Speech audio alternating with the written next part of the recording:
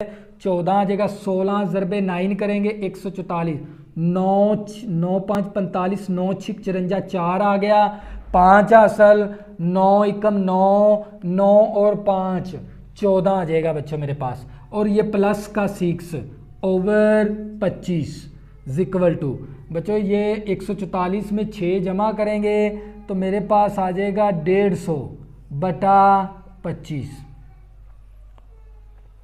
इसी तरह बच्चों 25 के टेबल पे 5 के टेबल पे कैंसिल कर देंगे, 5 5 25 और 5 3 15 30 आ गया मेरे पास। बच्चों मेरे पास 30 बटा 5, 5 एकम 5, 5 6 30, मेरे पास 6 आंसर आ जाएगा इसका।